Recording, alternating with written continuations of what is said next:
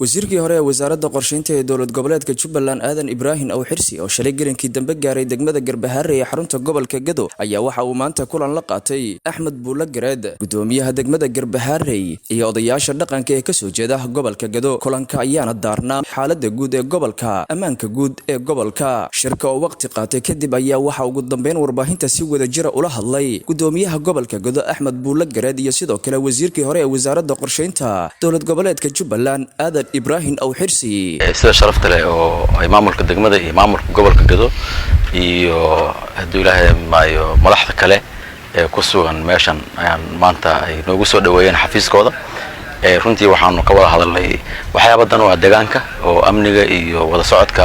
bulshada iyo doorashooyinka soo socda iyo sidii ay Garbaharre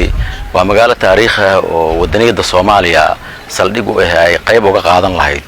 in ay si wanaagsan uga qabsoomaan doorashooyinka wax lagu farxo weeye waana ka mahadcelinaynaa halkan waxa idin muuqdo oo aan ka salaamayaa oo aan maanta ku qaabilnay xarunta madaxtooyada gobolka Gedo ee Garbaharre mas'uuliyiin u dhalatay Jubbaland mas'uuliyiin sarana ahayd oo ka mid yahay wasiirkanagii hore Abdi Guuleed wasiirkanagii hore oo xirsi mas'uuliyiintanadii kale sida ninka hadda garabkayga taagan Cabdiyara Garbaroor gudoomiyaha hore ee Baardheere nabadoonkii geel waxa kamid ah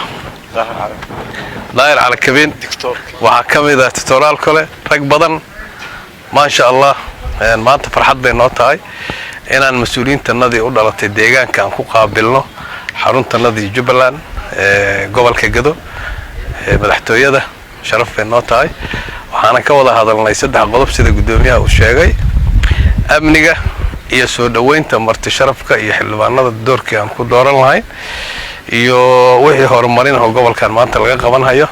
annagoo kaashanayna gedigayaga annagoo kaashanayna dadka u dhashay gobolka iyo Jubbaland wixii aan isku mabda nahay aad iyo aad baan u soo dhaweynaynaa waa mas'uuliyiintanadii waa rag shalay mas'uuliyiintanada ahaa waxaan rajaynaynaa insha Allah ta'ala in ay wax badan nala qaban doonaan annagoo taladooda iyo aqligooda iyo fakarkooda maarta u baahan aad iyo aad waa xilli aan u baahanahay ay noo yimaadeen waqti aan sugaynay bay noo yimaadeen waxaan rajaynaynaa dadkii kale inay noo imaadaan ayaguna waa hordhacaana dad badan baa daba taagan insha Allah ayagana rajaynaynaa inay imaadaan Cabdirasaaq Al-Cadaala Somtiar TV Baardheere